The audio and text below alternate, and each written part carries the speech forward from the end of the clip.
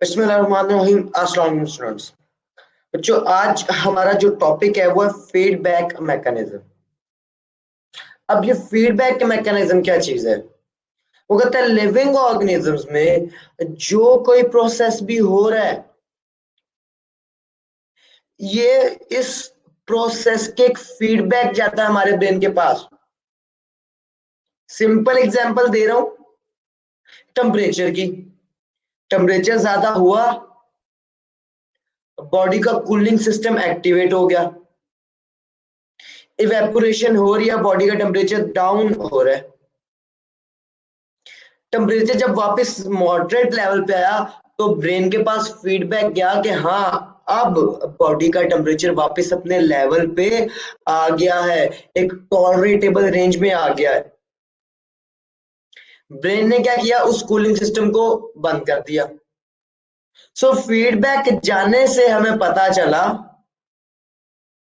कि हमें प्रोसेस किस हद तक करना है, कितनी देर के लिए करना है। सो ह्यूमन बॉडी में जो मोस्टली फंक्शन है वो फीडबैक मैकेनिज्म पे चल रहे हैं कि जो भी काम, जो भी प्रोसेस होगा, उसका एक पीछे फीडबैक जाएगा, उसके पीछे रिपोर्ट जाएगी वापस ब्रेन के पास। और कुछ प्रोसेस तो ऐसे होंगे जिनकी आउटपुट ही अपने प्रोसेस को कंट्रोल कर रही होगी। सो बच्चे, आइए चलते हैं अपने टॉपिक फीडबैक मैकेनिज्म की तरफ।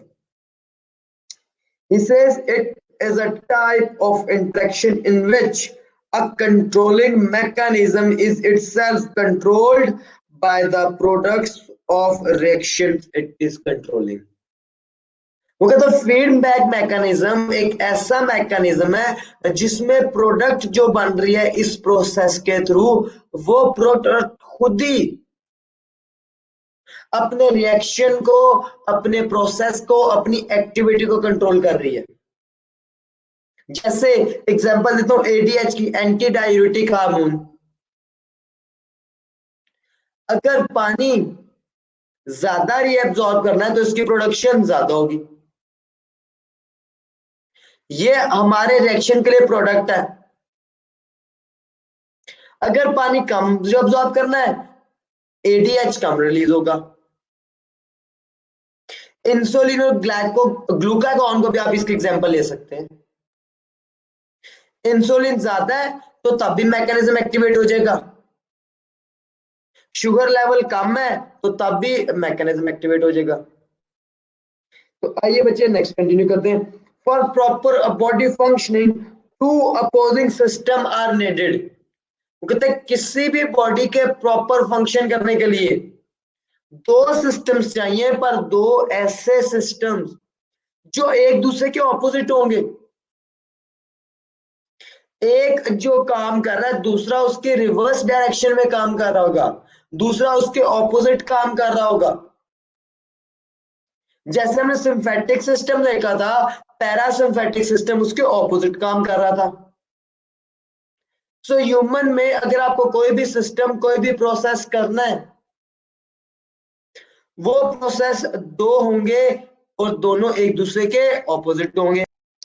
For proper body functions two opposing system are needed. हमने कहा कि बॉडी के प्रॉपर फंक्शन करने के लिए दो सिस्टम्स चाहिए जो होंगे ऑपोजिट डायरेक्शन में। अब इधर एग्जांपल डिस्कस करते हैं इंसुलिन और ग्लूकागॉन की। अब जो इंसुलिन है, ये एक्सेस ऑफ ग्लू इंसुलिन एक्सेस ऑफ ग्लूकोज को क्या करती है, ब्लड से ले जाके स्टोर करवा देती है लिवर के पास। जबकि ग्लूकागॉन क्या कर रहा है, जब ब्लड में कमी आ गई इंसुलिन की, मतलब मैं ये कहना चाह रहा हूं कि जब ब्लड में कमी आ गई ग्लूकोज की, सो तब ग्लूकागॉन क्या करेगा, लिवर को कहेगा कि ब्लड में ग्लूकोज रिलीज करो। सो इंसुलिन एक्सेस ग्लूकोज स्टोर करवा रही थी लिवर के पास, जबकि ग्लूकागॉन बिल्कुल उसके ऑपोजिट काम कर रहा था। ग्लूकागॉन लिवर से ग्लूकोज को लेके ब्लड स्ट्रीम में, ब्लड में शामिल करवा रहा है। सो फीडबैक मैकेनिज्म में हमारे पास दो ऐसे सिस्टम जो एक दूसरे के ऑपोजिट काम कर रहे होंगे। अब देखिए इंसुलिन या आप ग्लूकोज को देख लें, ग्लूकोज दोनों की प्रोडक्शन को कंट्रोल कर रहा है। जो इस रिएक्शन का, जो इस प्रोसेस का एंड प्रोडक्ट है, अगर ग्लूकोज ब्लड में ज्यादा है तो इंसुलिन ज्यादा प्रोड्यूस होगी ताकि उस ग्लूकोज को लिवर के पास भेजा जाए, और अगर ग्लूकोज ब्लड में कम है तो ग्लूकागॉन प्रोड्यूस किया जाएगा ताकि लिवर से ग्लूकोज को लेकर ब्लड में शामिल किया जाए। तो जो प्रोडक्ट है वही अपने रिएक्शन, वही अपने प्रोसेस और वही अपनी एक्टिविटी को खुद कंट्रोल कर रही है। ऐसे मैकेनिज्म को हम नाम देते हैं फीडबैक मैकेनिज्म का। If there are accelerators there must be inhibitor. अगर कोई ऐसी चीज है जो रिएक्शन को बढ़ा रही है, सेम टाइम पे ऐसा मैकेनिज्म भी होना चाहिए जो उस रिएक्शन को कम करने की एबिलिटी भी रखता हो। सिंथेटिक सिस्टम अगर हमारे हार्ट बीट को, अगर हमारे रेट ऑफ ब्रीथिंग को इंक्रीज कर रहा था, तो पैरासिम्फेटिक सिस्टम उसको वापस बैक टू द नॉर्मल, हम कह सकते हैं इनहिबिट कर रहा था। सो एक पहली डायरेक्शन में जा रहा है, दूसरा उसकी ऑपोजिट डायरेक्शन में जा रहा है ताकि बॉडी प्रॉपर काम कर सके। In the body promotes or stimulates erection, another hormone would be checking the same. Again वही हमारे पास इंसुलिन और ग्लूकागॉन की एग्जांपल आ गई कि दोनों कंट्रोल करें इंसुलिन को। वो कहता है अगर एक ग्लूकोज को बढ़ा रहा होगा तो दूसरा ग्लूकोज को कम कर रहा होगा। अगर इंसुलिन ब्लड में ग्लूकोज की कंसंट्रेशन को कम कर रहा है तो ग्लूकागॉन ब्लड में उसकी कंसंट्रेशन को इंक्रीज कर रहा होगा। If one hormone in the body promotes or stimulates erection, other hormone would be checking the same. In the body, interaction is mainly maintained due to feedback mechanism.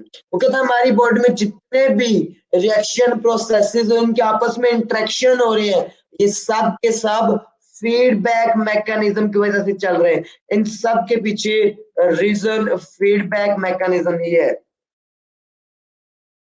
In this way, concentration of secretion is itself controlled because certain information is passed to source, or in other words, is fed back to the output of the secretion, adjusted accordingly depending upon the activity of the body. वो कहता है body की activity को देखते हुए, body की requirement, जरूरियात, need को देखते हुए जो बॉडी वो क्या कर रहा है, अपने आउटपुट के थ्रू ही अपने मैकेनिज्म को कंट्रोल कर रहा है।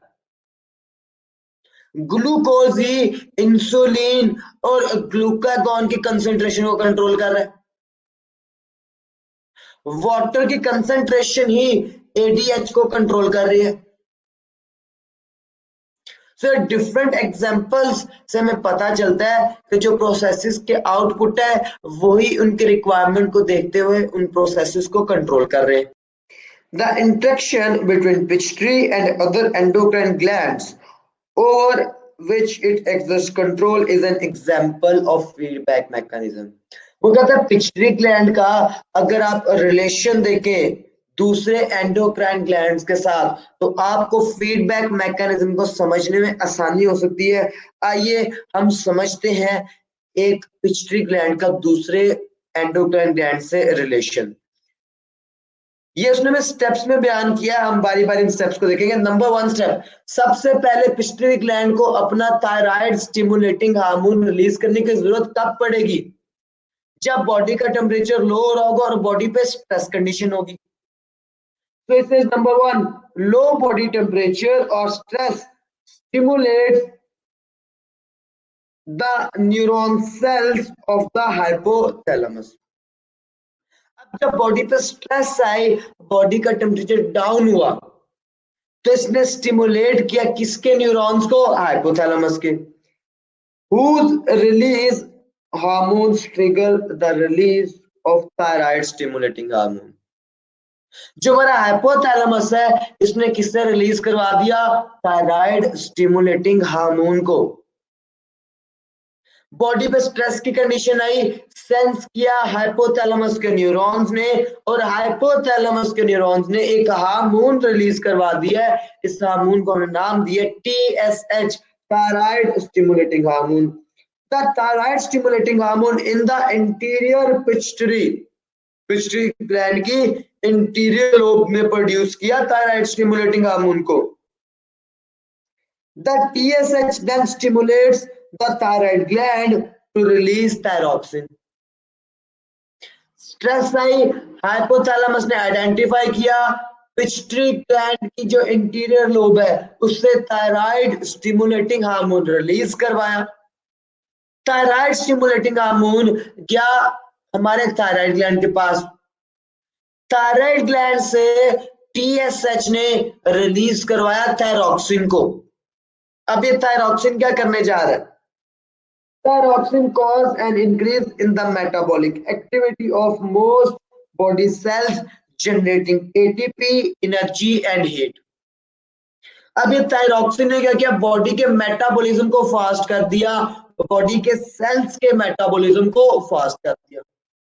इस मेटाबॉलिज्म को फास्ट करने से फायदा क्या हुआ? हीट प्रोड्यूस हुई और एनर्जी प्रोड्यूस हुई। हीट प्रोड्यूस होने से क्या हुआ? बॉडी का टेम्परेचर वापस ऊपर जा रहा है अपने रिक्वायर्ड लेवल की तरफ।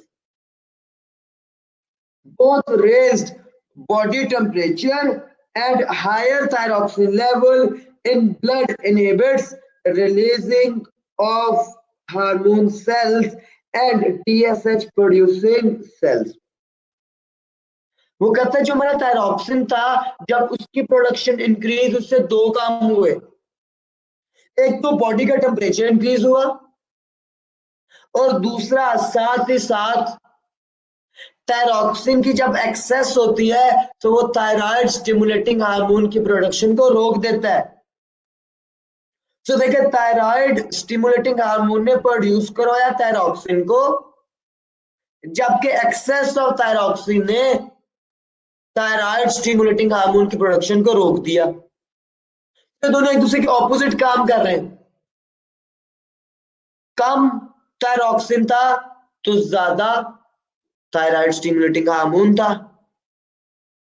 जब थायरॉक्सिन ज्यादा हुआ तो उसने इनहिबिट कर दिया प्रोडक्शन ऑफ हमारा, जिसको हमने नाम दिया है बच्चे थायराइड स्टिमुलेटिंग हार्मोन। तो ये आते बच्चे हमारे पास फीडबैक मैकेनिज्म। इसमें एक प्रोसेस की प्रोडक्ट ही उस पूरे प्रोसेस को कंट्रोल कर रही है। हमने ग्लूकोज और ग्लूकागॉन के एग्जांपल को भी देख लिया और हमने थायराइड स्टिमुलेटिंग हार्मोन और थायरॉक्सिन के एग्जांपल को भी देख लिया। नेक्स्ट बच्चे हमारे पास कंपैरिजन आ रहा है नर्वस कोऑर्डिनेशन सिस्टम में और केमिकल कोऑर्डिनेशन सिस्टम में। हम इनमें देखते हैं पहले कुछ मिलती जुलती चीजें हैं या डिफरेंसेस ज्यादा है। सो पहला पॉइंट देखिएगा, वो कहता है both hormone producing cells and nerve cell synthesise chemical messenger. वो हमें कह रहा है कि दोनों के दोनों हार्मोन प्रोड्यूसिंग सेल और जो नर्व सेल है मतलब के न्यूरॉन्स और वो सेल जो हार्मोन प्रोड्यूस करें दोनों क्या करते हैं? केमिकल मैसेज सिंथेसाइज करते हैं, अपना एक मैसेंजर बनाते हैं। तो न्यूरॉन्स भी और हमारा हार्मोनल सिस्टम, ये दोनों के दोनों न्यूरॉन्स और हार्मोनल सिस्टम अपने मैसेंजर को रिलीज कर रहे हैं और ये अपने मैसेंजर को एक्स्ट्रा सेलुलर पार्ट में रिलीज करेंगे, मतलब सेल्स के अंदर नहीं, सेल्स के बाहर रिलीज करेंगे। दूसरा पॉइंट देखिएगा, both release the messenger chemicals in extra cellular spaces of the body. दोनों के दोनों जो हमारे न्यूरॉन्स और एंडोक्राइन ग्लैंड्स के सेल है अपने मैसेंजर को सेल्स के बाहर एक्स्ट्रा सेलुलर स्पेसेस, मतलब कि जो सेल्स के दरमियान में स्पेसेस पाई जाती है, ये मटेरियल को एक्स्ट्रा सेलुलर स्पेसेस में रिलीज करते हैं। दोनों मैसेंजर को रिलीज कर रहे हैं और अपने इस मैसेंजर को किधर रिलीज कर रहे हैं? सेल के बाहर, डिफरेंट सेल्स के दरमियान में जो जगह पाई जाती है जिसको हम नाम देते हैं एक्स्ट्रा सेलुलर स्पेस, उसमें रिलीज करते हैं। दोनों का फंक्शन भी सेम है, कोऑर्डिनेशन करना। बॉडी के डिफरेंट ऑर्गन्स में कोऑर्डिनेशन प्रोवाइड कर। सो वो कहता है both help in coordination of the body, दोनों बॉडी के डिफरेंट ऑर्गन्स में कोऑर्डिनेशन करने में मदद कर रहे हैं, बॉडी के डिफरेंट ऑर्गन्स को मदद कर रहे हैं कि वो एक साथ मिलके काम कर सकें। क्यों? ताकि ज्यादा से ज्यादा बॉडी की बेहतरी हो सके, ज्यादा से ज्यादा प्रॉपर एफिशिएंट और अच्छा फंक्शन हो सके। नेक्स्ट देखिएगा, both function in response to the specific stimuli either from within the body or from the external body। दोनों का काम क्या है कि दोनों के दोनों स्टिमुलस को रिस्पॉन्स जनरेट करवा रहे हैं, दोनों के दोनों को स्टिमुलस मजबूर कर रहा है रिस्पॉन्स जनरेट करवाने पे। अब ये विद इन द बॉडी भी हो सकता है और आउटसाइड द बॉडी भी हो सकता है। He says both function, दोनों काम कर रहे हैं किस में लिए, इन रिस्पॉन्स, दोनों स्टिमुलस के खिलाफ response. Both function is response to the specific stimulus, और दोनों के दोनों जो अपना रिस्पॉन्स शो कर रहे हैं वो अपने अपने स्पेशल स्टिमुलस को कर रहे हैं। लाइट के स्टिमुलस को आई रिस्पॉन्स करेगी, ग्लूकोज के स्टिमुलस को इंसुलिन और ग्लूकागॉन रिस्पॉन्स करेगा, हीट को थायरॉक्सिन रिस्पॉन्स करेगा, रिप्रोडक्शन से रिलेटेड टेस्टोस्टेरोन रिस्पॉन्स करेगा, मिल्क प्रोडक्शन से रिलेटेड ऑक्सीटोसिन रिस्पॉन्स करेगा, ग्रोथ से related growth stimulating hormone response करेगा। सो हर हार्मोन अपने स्पेसिफिक स्टिमुलस के खिलाफ रिस्पॉन्स जनरेट कर रहा है। Both are homeostatic in function, और दोनों का मकसद क्या, बॉडी के होम्योस्टेसिस मेंटेन करना, और दोनों के दोनों अपना काम भी होम्योस्टेसिस को देखते हुए कर रहे हैं। दोनों का मेजर फंक्शन बॉडी की स्टेबिलिटी प्रोवाइड करना है, बॉडी के कोऑर्डिनेशन प्रोवाइड करना है, होम्योस्टैटिक प्रोवाइड करना है। सो बच्चे ये हमारे पास कंपैरिजन इंपॉर्टेंस आ रही थी हमारे एंडोक्राइन सिस्टम की, मतलब हमारे केमिकल कोऑर्डिनेशन सिस्टम की और नर्वस कोऑर्डिनेशन सिस्टम की। बच्चे ये था आज का हमारा लेक्चर, उम्मीद करता हूँ क्लियर होगा। इंशाल्लाह मिलते हैं कल, तब तक के लिए अपना ख्याल रखिएगा। अल्लाह हाफिज।